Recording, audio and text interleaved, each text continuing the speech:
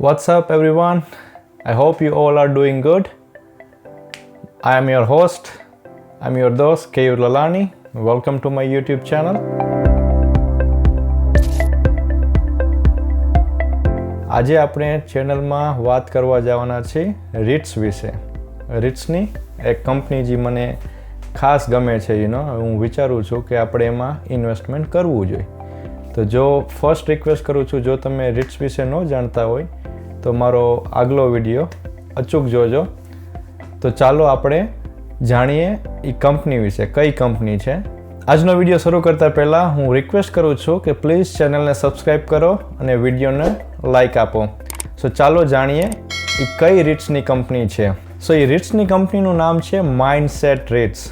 તમે જોવો છો, મેં માઇન્ડસેટની વેબસાઇટ ઓપન કરેલી છે.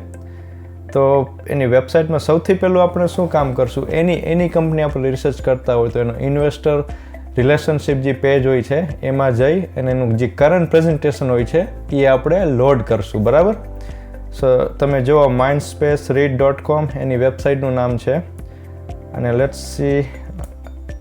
ઓકે, સો ના હવે આપણે જો એનું અહીંયા જોશો તમે ઇન્વેસ્ટર રિલેશન્સ, રાઈટ, એમાં આપણે જશું. ઇન્વેસ્ટર રિલેશનમાં આપણે જે પ્રમાણે વાત કર્યું તો આપણે એનું ખાસ જોવાનું છે પ્રેઝન્ટેશન, રાઈટ. સો આપણે પ્રેઝન્ટેશનમાં ક્લિક કરી તો અહીંયા ઘણું બધું આવે છે, રાઈટ. એમાં તમે જોશો જે રિસન્ટ પ્રેઝન્ટેશન એ લોકોએ અપલોડ કર્યું છે એ છે 29 જૂન 2021, બરાબર. ચાલો એ આપણે જોઈએ કે પ્રેઝન્ટેશનમાં શું છે. શું કામ કે પ્રેઝન્ટેશનમાં એનું ઘણું બધું ઇન્ફોર્મેશન આપણને મળશે કે એની ટીમ કેટલી એક્સપિરિયન્સ છે, કોણ કોણ ટીમમાં છે, એનો પોર્ટફોલિયો શું છે, ક્યાં એને ઇન્વેસ્ટમેન્ટ કર્યું છે, એ લોકો એનું ફ્યુચરમાં શું વિચારે છે. તો એ બધી ઇન્ફોર્મેશન આપણે પ્રેઝન્ટેશનમાં મળી જશે. અને બેઝડ ઓન એ બધી ઇન્ફોર્મેશન ઉપરથી આપણે ડિસાઇડ કરશું કે કંપની કેટલી સ્ટ્રોંગ છે અને એનું ફ્યુચર કેવું છે. શું કામ એ બધી ઇન્ફોર્મેશન આપણને મળશે તો જ આપણે એના ઉપરથી આઈડિયો આવશે કે આપણે ખરેખર એમાં આ કંપનીમાં ઇન્વેસ્ટ કરવા જેવું છે કે નહીં, બરાબર છે. તો ચાલો આપણે એના પ્રેઝન્ટેશનને થોડી ડિટેલમાં સમજીએ.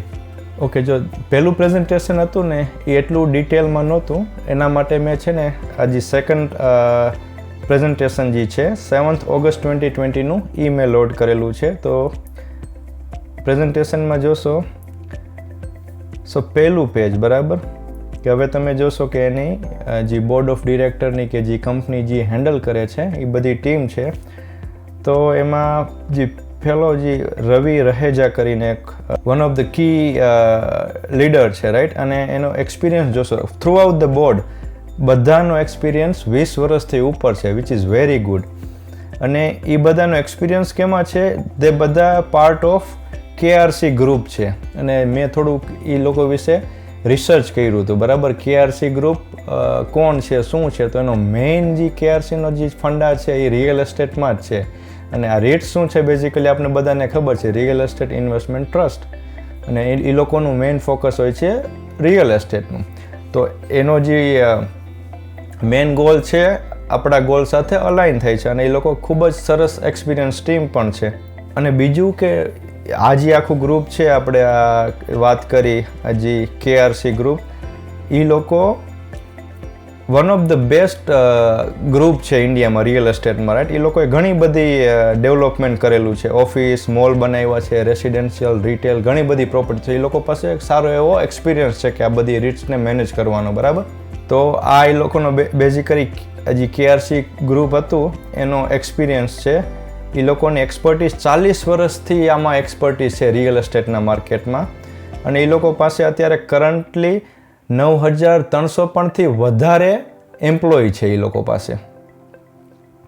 અને એ લોકોએ તમે જોશો અહીંયા નીચે ઓફિસ બિલ્ડિંગ બનાવ્યા છે, હોસ્પિટાલિટીમાં એનો એક્સપિરિયન્સ છે, મોલ્સ બનાવ્યા છે, residential and retail shopping centre ને એવું બધું બનાવેલું છે, બરાબર છે. હવે પોર્ટફોલિયો વિશે જોઈએ. આ જે માઇન્ડસ્પેસ રીટનો છે પોર્ટફોલિયો શું છે, રાઈટ. તો હવે જોશો એમાં એ લોકોનું ટોટલ લીઝેબલ એરિયા કેટલું છે, 29.5 મિલિયન સ્ક્વેર ફૂટેજ. બહુ ઘણો સારો એવો પોર્ટફોલિયો છે એમનો. અને અત્યારે કરંટ ઓક્યુપન્સી 92% છે, વિચ ઇઝ થોડીક ઓછી છે. જો 95% હોય તો સારું કહેવાય, પણ 92% એ બહુ ખરાબ ન કહેવાય, બરાબર છે. અને market value of completed area 94% છે. Average collection for March April and May 20 which is very critical. શું કામ કે લાસ્ટ યર માર્ચ એપ્રિલ મેમાં આપણે કોવિડથી હિટ થયા હતા આખું વર્લ્ડ, બરાબર. તો જો એમાં એ લોકો રેન્ટ કલેક્ટ કરી શકતા હોય તો એનો મતલબ કે એનું જે માણસો છે જે રેન્ટમાં લે છે એને પાસેથી પ્રોપર્ટી બધી સ્ટ્રોંગ કોર્પોરેશન હશે, બરાબર છે. તો અહીંયા જોશો તમે એને કે 97.5% રેન્ટ કલેક્શન કર્યું છે ડ્યુરિંગ ધ કોવિડ. જ્યારે માર્ચ એપ્રિલ મેનો જે ટફેસ્ટ ટાઈમ હતો કોવિડનો એમાં પણ એ લોકોનું કલેક્શન 97.5% હતું, એટલે બહુ સારું કહેવાય, બરાબર છે. હવે તમે આ સ્લાઇડમાં જોશો કે એને પાસે જે બિઝનેસ પાર્ક છે ક્યાં ક્યાં આવેલા છે એના વિશે આ સ્લાઇડમાં આપણે બતાવ્યું છે કે હૈદરાબાદમાં છે 10.6 મિલિયન સ્ક્વેર ફૂટનો પોર્ટફોલિયો છે એમના પાસે, મુંબઈમાં છે 2, પુણેમાં પણ છે 2.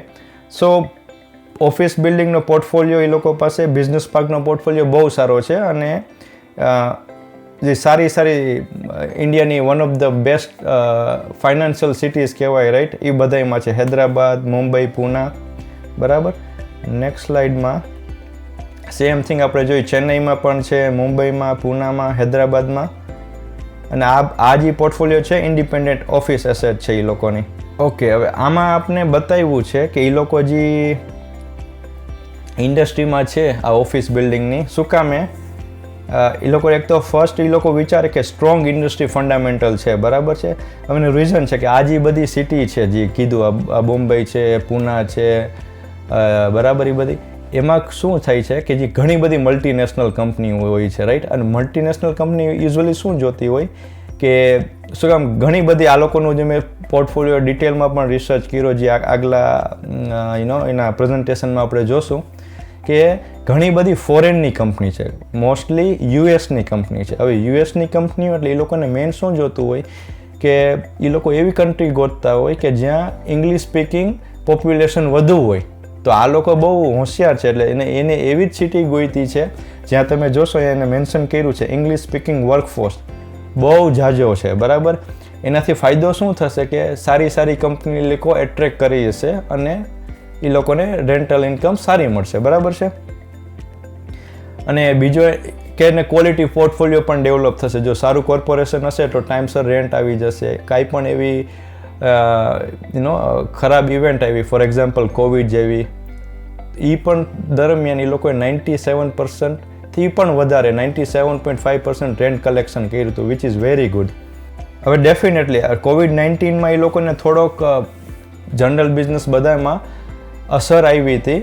એ લોકોએ આ સ્લાઇડમાં બધું મેન્શન કરેલું છે કે શું ડિફિકલ્ટીઝ આવી હતી. કામ કન્સ્ટ્રક્શન નહોતું ચાલતું, બરાબર, ઘણી વર્કફોર્સ આપણે કામ નહોતી કરતી, તો એ લોકોને થોડીક પોર્ટફોલિયો જે ડેવલપમેન્ટ બિલ્ડિંગ બનાવવાની હતી એમાં સપ્લાય અને ચેઇનમાં પણ પ્રોબ્લેમ હતો. તો એ બધો પ્રોબ્લેમ આવ્યો તો એ આ સ્લાઇડમાં એને ડિસ્ક્રાઇબ કરેલું છે. હવે આ બધી સ્લાઇડમાં એને જનરલ કોવિડ વિશેની ગાઈડલાઇન્સ એ લોકો ફોલો કરે છે એવું બધું બતાવ્યું છે કે જે હોસ્પિટલ હોય છે એ લોકોની સાઇટમાં અને કઈ રીતે કોવિડ સેફ એન્વાયરમેન્ટ કે ઓફિસમાં શું આપે છે એ બધું ડિસ્ક્રાઇબ કરેલું છે આ સ્લાઇડમાં. તો આપણે બહુ ડિટેલ એ સ્લાઇડ્સમાં આપણે જતા નથી. આ સ્લાઇડ છે ને વેરી ઇમ્પોર્ટન્ટ છે. શું કામ કે બેઝિકલી આના ઉપરથી આપણે જજ કરશું કે ઇન્ડિયામાં અત્યારે આઈટી સેક્ટર કે જે બહુ જ ગ્રોથ થવાનો છે, ફ્યુચરમાં પણ થશે. સો હવે તમે જોશો કે 1980 to 1990 કે આપણું બેઝિકલી ત્યારે આઈટીનું ચાલુ થયું હતું ઇન્ડિયામાં, બરાબર છે. હવે તમે 1919 to 2000માં જોશો તો ઘણાને યાદ હશે કે કોલ સેન્ટર આપણા બહારની કંપનીના ઇન્ડિયામાં બહુ જ છે, રાઈટ. તો એની જે શરૂઆત થઈ હતી 1990થી 2000માં થઈ હતી, રાઈટ. અને 2000થી 2010માં વેલ્યુ એડિશન સર્વિસીસ કે જે બેન્કિંગ સેક્ટર હતું કે જે બહારની ફોરેનની બેન્કો હતી એ બધી બેઝિકલીનો કોલ સેન્ટર ઇન્ડિયામાં રાખ્યા છે. અને હજી ઘણી એવી મોટી બેન્કોના છે, દાખલા કે બેંક ઓફ અમેરિકા છે, ચેસ બેંક છે કે જે અમેરિકાની વન ઓફ ધ બિગેસ્ટ બેંકમાં એનું નામ આવે છે, રાઈટ. એવી બધીના બેંકના કોલ સેન્ટર કે જે વેલ્યુ એડેડ સર્વિસ જે પ્રોવાઈડ કરે છે એના કોલ સેન્ટર ઇન્ડિયામાં છે અત્યારે, બરાબર છે.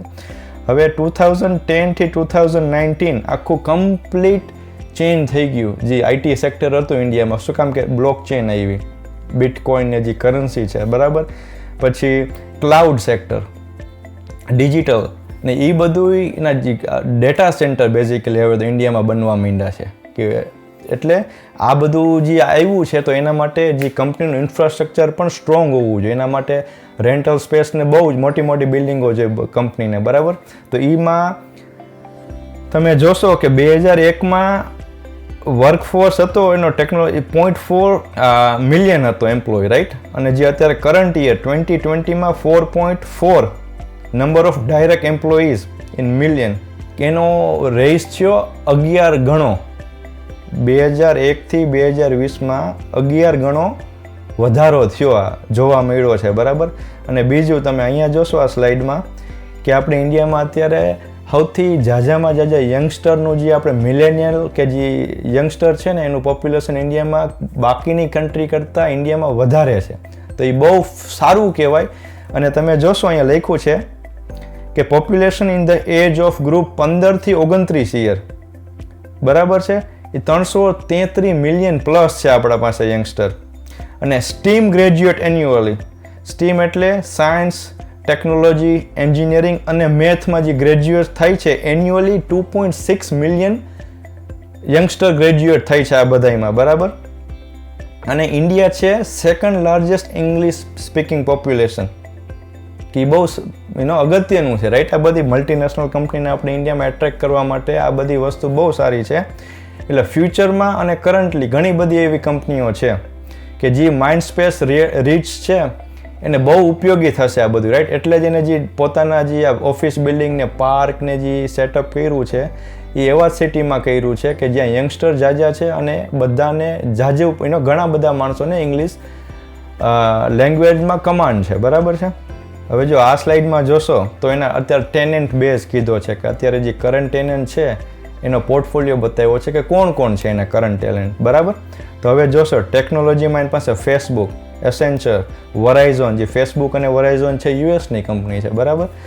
એ લોકો આમાં નીચે બતાવ્યું છે કે share of foreign multinational company in rental જે 84.9%, બેઝિકલી જે 85% એનો જે ટેનન્ટ છે એ ફોરેનની કંપની છે, યુ નો. અને એ કેવી બધી કે મલ્ટીનેશનલ કંપની છે. ફેસબુક બધાને ખબર છે, વરાઇઝોન છે ટેલિકોમ્યુનિકેશન યુએસની one of the biggest company છે, બરાબર છે. હવે same thing bank of America જે આપણે અગાઉ વાત કરેલી એ એનો ટેનન્ટ છે. એવી ઘણી બધી બીજી પણ કંપનીઓ સારી મલ્ટીનેશનલ કંપની એમના ટેનન્ટ છે. ઓકે, રીટ્સમાં એક બીજું અગત્યની વસ્તુ શું હોય છે કે જેના ટોપ 10 ટેનન્ટ હોય ને એ કેટલા ટકા રેવન્યુ જનરેટ કરે છે. આપણે એવું નથી જોતું કે ખાલી ટોપ 10 ટેનન્ટ એના 100% કે 90% કે 80% રેવન્યુ જનરેટ કરતા હોવો જોઈએ. આપણે સ્પ્રેડ જોઈએ છે, રાઈટ, કે જેમ ઓછો હશે ટોપ 10 એમ આપણું રિસ્ક ઓછું થશે. સો તમે અહીંયા જોશો કે એના શેર ઓફ ટોપ 10 ટેનન્ટનો ખાલી 41.6% જ છે, બરાબર છે, વિચ ઇઝ બહુ સારું કે ઓલમોસ્ટ 40 કે 42% જે ટોપ 10 ટેનન્ટ છે એનામાંથી રેન્ટ આવે છે અને બાકીના 60%માં બાકી બધા છે, બરાબર છે. અને બીજું ડાયવર્સિફાઈડ બિઝનેસ છે. તમે જોશો અમેઝોન પણ એના કસ્ટમર છે, કોલકોમ એ જે ટેલિકોમ્યુનિકેશન, બેંક, બધા સેક્ટરમાં એના કસ્ટમર છે. એ ઓલ્સો સારું કહેવાય. શું કામ કે દાખલા કે એક ઇન્ડસ્ટ્રી સારું ન પરફોર્મ કરતી હોય તો જો એક જ ઇન્ડસ્ટ્રીના બધા ટેનન્ટ હોય તોય ખોટું, બરાબર. શું કામ કે એમાંથી આપણે નુકસાની જવાના ચાન્સીસ વધુ રહે છે. તો આનો પોર્ટફોલિયો છે ડાયવર્સિફાઈડ છે કે બધી સેક્ટરમાં એના ટેનન્ટ છે. અને તમે જોશો શેર ઓફ ફોર્ચ્યુન 500 કંપનીઝ એનું 40% તો એવી જ કંપની છે, 39.4% ફોર્ચ્યુન 500 કંપની છે. એ બહુ સારું કહેવાય. એટલે એને ફ્યુચરમાં પણ રેન્ટનો મુજબ મારા અંદાજ પ્રમાણે કંપનીને ફ્યુચરમાં રેન્ટ કલેક્શનમાં કશો પ્રોબ્લેમ થવાનો નથી અને ફ્યુચરમાં પણ સારી ઇન્કમ પ્રોડ્યુસ કરશે આ રીટ્સ, બરાબર. હવે આમાં એને બતાવ્યું છે આ સ્લાઇડમાં કે ટોપ 10 ટેનન્ટ્સ એના ક્યાં ક્યાં છે, બરાબર. જે આપણે આગલી સ્લાઇડમાં જોયું તો એને બેઝિકલી લિસ્ટ બતાવ્યું છે કે એ જે ટોપ 10 ટેનન્ટ્સ જે કહેતા હતા કે 41.6% ઓક્યુપેશન છે ટોપ 10નો, બરાબર. તો નંબર ઓફ પાર્ક તમે અહીંયા જોશો કે કેટલા પાર્ક આ બધા ટોપ 10 ઓક્યુપાય કરે છે આ રીટ્સના, બરાબર. ઓકે, બીજો અગત્યનો વસ્તુ છે આ સ્લાઇડમાં તમે જોશો કે આમાં શું લખ્યું છે, યુએસ રિયલ એસ્ટેટ કંપનીઝ લખ્યું છે 10 થી 20%, compare to Indian real estate company 2 to 5%. તો આ શું છે, બરાબર? હવે જોઈ કે જ્યારે કોઈ પણ ટેનન્ટ આવે, ઓક્યુપાઈ કરે ગમે એ રિયલ એસ્ટેટ પ્રોપર્ટી, દાખલા કે અંદર તો કાંઈ ખાલી ડબ્બો જ દેવાના છે, બરાબર? કાંઈ હોતું જ નથી. તો કેટલીક અમેરિકામાં કેવું હોય કે દાખલા તરીકે એક ઓફિસ બિલ્ડિંગ નવા ટેનન્ટને આપણે આપી, તો કેટલીક વાર એ લોકો એવું પણ એક્સપેક્ટ કરતા હોય કે જે ઓનર હોય છે રિયલ એસ્ટેટનો, એ અમુક ફર્નિચરને પ્રોવાઈડ કરે, બરાબર છે? જ્યારે ઇન્ડિયામાં એવું નથી. તમે જોશો, એ અહીંયા બતાવે છે એપ્રોક્સિમેટલી US $28 થી $85 પર square foot tenant improvement invested by tenant in India, કે વિચ ઇઝ બહુ. હું કામ કે આમાં જે ટેનન્ટને જ બધું અંદર ઓફિસમાં કરવાનું છે ઇન્ડિયામાં, ચેર નાખવાની કે કલર કે આ કે બોક્સીસ, જે પણ એ લોકો ઇમ્પ્રુવમેન્ટ કરે છે. બેઝિકલી ગમે રિયલ એસ્ટેટ પ્રોપર્ટીમાં ટેનન્ટ ઇમ્પ્રુવમેન્ટ કરે તો રિયલ એસ્ટેટ પ્રોપર્ટીની વેલ્યુ પણ ઉપર જાય. સિમ્પલ વસ્તુ હોય કે જેટલા પૈસા આપણે ઘર કે ઓફિસ શણગારવામાં નાખી ગમે એ વસ્તુ લઈ, તો તમારા ઘરની કે ગમે એ રિયલ એસ્ટેટ પ્રોપર્ટીની વેલ્યુ અપ જશે. તો એ પણ એક ઇન્ડિયન માર્કેટમાં બહુ મોટો બેનિફિટ છે, જે અહીંયા આ સ્લાઇડમાં બતાવ્યો છે કે જે યુએસમાં છે, ખુદ અમુક 10 થી 20% જે પ્રોપર્ટી ઓનર હોય છે, રાઈટ, બિઝનેસમાં, એ લોકોને અમુક ટેનન્ટને દેવું પડે છે, જ્યારે ઇન્ડિયામાં એ ટ્રેન્ડ નથી. ખુદ ટેનન્ટ જ બધી વસ્તુ લઈ આવે છે, જેના કારણે પ્રોપર્ટીની વેલ્યુ પણ વધે છે, બરાબર છે? હવે આ સ્લાઇડમાં તમે જોશો કે જે અંડર કન્સ્ટ્રક્શન બિલ્ડિંગનું બતાવેલું છે કે ફ્યુચરમાં કેટલી લોકો પાસે પ્રોજેક્ટ અવેલેબલ થશે. તો તમે જોશો ઘણા બધા સારા પ્રોજેક્ટ છે એમના પાસે આ સ્લાઇડમાં બતાવેલા છે કે ઘણા આ વર્ષમાં પૂરા થશે, ઘણા 2022માં પણ પૂરા થવાના છે. તો એ લોકો પાસે ફ્યુચર ગ્રોથનો પણ સ્કોપ છે. ઓકે, બીજું મેં લર્ન કર્યું છે માઇન્ડસ્પેસ રિયલ રીટ્સનું, કે તમે આ સ્લાઇડમાં જોશો કે એ લોકોની છે ને લીઝ એક્સપાયરેશન, રાઈટ, કે અમુક કામ કે એ લોકો 5 વર્ષની કરી હોય, 10 વર્ષની કરી હોય, પણ જેટલી લીઝ કરી હોય, રાઈટ, એ એક્સપાયર થાય તો કેટલી રિન્યૂ થાય છે, અને રિન્યૂમાં એ લોકો રેન્ટલ કરેક્શનનું શું કરે છે, રેન્ટ વધારે છે તો વધારે છે તો કેટલું વધારે છે, તો એ આ સ્લાઇડમાં બધું બતાવ્યું છે. તમે જોશો કે 21માં 8% જે એની લીઝ છે બધી કરી છે એક્સપાયર થાય છે, 22માં 7% અને 23માં ઓલમોસ્ટ 10% થાય છે. હવે બીજું એક વસ્તુ છે, આ ગ્રાફ તમે અહીંયા જોશો, ઇન પ્લેસ રેન્ટ અત્યારે જે પર સ્ક્વેર ફૂટના એ છે ને 51.8 રૂપિયા લે છે. હવે એ લોકોના કહેવા પ્રમાણે અત્યારે કરંટ માર્કેટ રેન્ટ છે ને 63.5 છે. જ્યારે લીઝ એને કરી હતી ત્યારે એને 51.8 રૂપિયામાં કરી હતી, પણ અત્યારનું માર્કેટ જોઈને તો 63.5 છે. હવે આમાં ફાયદો શું થશે કે એ તમે જોશો ને કે ડિફરન્સ કેટલો છે, 51.8 અને 63.5માં 22.6, એટલે ઓલમોસ્ટ 23%નો ડિફરન્સ છે કે જે અત્યારે કરંટ એ લોકો પાસે જે લીઝ છે વર્સિસ કરંટ માર્કેટ, જ્યારે એને લોકોએ લીઝ કરી હતી ત્યારનું વર્સિસ કરંટ માર્કેટમાં ઓલમોસ્ટ 23%નો ડિફરન્સ છે રેન્ટનો. તો આમાં થશે શું કે જ્યારે એ લોકો રિન્યૂ કરશે ને ત્યારે કરંટ સીધો એને ઇન્કમમાં જે પણ નવી લીઝ રિન્યૂ થશે એમાં એટલીસ્ટ 23%નો જો કરંટ માર્કેટ પ્રમાણે રિન્યૂ કરે તો 22 થી 23% રેવન્યુમાં ઇન્ક્રીઝ થશે, બરાબર, વિચ ઇઝ વેરી ઇમ્પોર્ટન્ટ જ્યારે આપણે ગમે કંપની ચૂઝ કરતા હોય કે એનું ફ્યુચર ગ્રોથ કેવો છે. તો આપણને ખબર છે કે અત્યારે એ લોકો ઓલરેડી ઓછું રેન્ટ કલેક્ટ કરે છે જે માર્કેટ પ્રાઇસ કરતાં, તો એ લોકો પાસે ઓપ્શન છે જ્યારે રિન્યૂ કરાવે ત્યારે કરંટ માર્કેટનું રેન્ટ કલેક્ટ કરવાનો, બરાબર છે. અને બીજું આ સ્લાઇડમાં એ લોકોએ એના જે કોમ્પિટિટર છે માર્કેટમાં, રાઈટ, એના સાથે હવે રીટ્સમાં આપણે જે પહેલા વિડીયોમાં જોયું કે એમાં મેનેજમેન્ટ ફીનો બહુ મોટો રોલ હોય છે, રાઈટ. તો હવે મેનેજમેન્ટ ફી જો વધુ હોય તો બેઝિકલી જે ડિવિડન્ડમાં ડિસ્ટ્રીબ્યુટ કરે છે આપણે ડિવિડન્ડ ઓછું મળે, સિમ્પલ વસ્તુ, કેમ કે મેનેજમેન્ટ ફી વધુ છે, બરાબર. તો હવે જોઈ કે માઇન્ડસેટની મેનેજમેન્ટ આ બધું મેનેજ કરવાની ફી કેટલી લે છે, તો એનું અહીંયા છે ને કમ્પેર કરેલું છે કે જે એની ઇન્ડસ્ટ્રીમાં જે બાકીના જે મેન એના કોમ્પિટિટર છે ને એમાં તો બેઝ ફી લોકો બેઝિકલી કાંઈ લેતા જ નથી. REITs management fee 0.5 which is very good. આપણે જો બીજાની કમ્પેર કરી તો 5 ઓલમોસ્ટ 3-5% ઉપર છે બાકીના બધાની, રાઈટ? જ્યારે આ લોકો 0.5% જ કલેક્ટ કરે છે. Property management and support and service fees 3.5% કરે છે, વિચ ઇઝ નોર્મલ. શું કામ કે તમે જોશો થ્રુ આઉટ 2 થી 3 છે, પણ આ લોકો 3.5% કરે છે. એક્વિઝિશન ફી લોકો કાંઈ નથી લેતા અને ડેવલપમેન્ટ ફી નથી લેતા. એટલે ટોટલ છે ને આપણે એ લોકો 4% કલેક્ટ કરે છે એ લોકોનું મેનેજમેન્ટ ફીમાં, બરાબર છે? એટલે રિઝનેબલ કહેવાય, બહુ કંઈ બહુ વધુ નથી ને તો આ જોયું આપણે પ્રેઝન્ટેશન ઉપરથી તો મારા ખ્યાલ પ્રમાણે આ કંપની બહુ સારી છે, એમાં ઇન્વેસ્ટ કરવા જેવું છે. અને એની IPO હમણાં રિસેન્ટલી જ થયો છે, આઈ બિલીવ લાસ્ટ સપ્ટેમ્બરમાં કે એમ થયો છે. જોઈ લઈએ આપણે કે ક્યારે થયો છે, બરાબર? ચાલો ઓપન કરીએ એનું. લેટ્સ સી ક્યાં ઓપન કરશું આપણે. મેં છે ને moneycontrol.com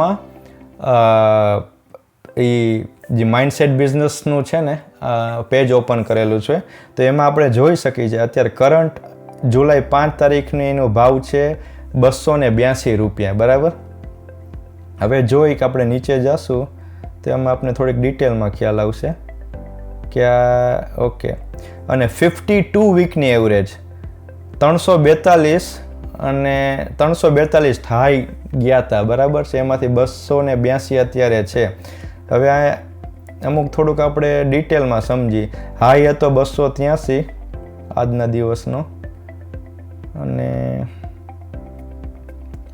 હવે બુક વેલ્યુ પર શેર જોશો ને આ કંપનીના તો $290 છે. તો એ પ્રમાણે તો આપને લાગે છે કે આ કંપની અત્યારે 282 એટલે સારું કહેવાય, આ કંપની લેવા જેવી છે. અને ડિવિડન્ડ યીલ્ડ અત્યારે બતાવતા નથી, પણ હું માનું છું ત્યાં સુધી 3-4% તો ડિવિડન્ડ હશે જ. થોડુંક આપણે રિસર્ચ કરવું પડશે એમાં અત્યારે કેટલું છે, શું કામ કે આમાં બતાવતા નથી ડિવિડન્ડ. હવે જોઈ કે આ કંપની ક્યાં, તમે જોશો અહીંયા અત્યારે ડાઉનવર્ડ ટ્રેન્ડ જાય છે, રાઈટ? જ્યારે IPO ચાલુ થઈ હતી આપણે જોયું, મેં જે પ્રમાણે કીધું, ઓલમોસ્ટ આપણે ઓગસ્ટમાં અરાઉન્ડ ઓગસ્ટ 2020માં IPO થઈ હતી અને ત્યારે એનો ભાવ તમે આપણે જોશો અહીંયા અરાઉન્ડ કેટલો થાય છે. તો અત્યારે તો IPO પ્રાઇસ કરતાં નીચેમાં IPO અરાઉન્ડ ₹300 થયો હતો અને અત્યારનો ભાવ છે 280.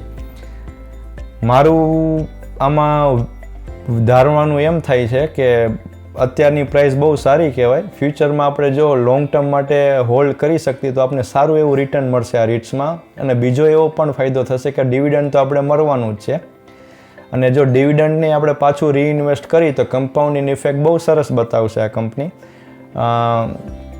જો હું વિચારું છું કે એટલીસ્ટ વર્ષે 15-20% રિટર્ન લોંગ ટર્મ સુધી આ કંપનીમાંથી આપણને મળી શકશે. એ તો આપણે ફ્યુચર જ કહેશે કઈ રીતનું રિટર્ન મળશે.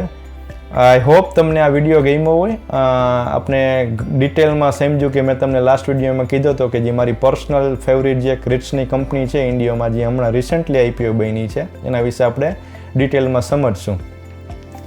જો તમને વિડીયો ગમ્યો હોય તો પ્લીઝ મારી ચેનલને સબસ્ક્રાઈબ કરજો અને વિડીયોને લાઇક આપજો.